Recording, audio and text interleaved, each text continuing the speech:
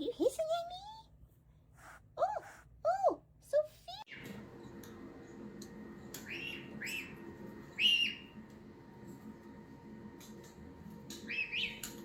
I like you, I love you, I adore you. Every word I know, every phrase I use can capture what I feel for you. The world is full of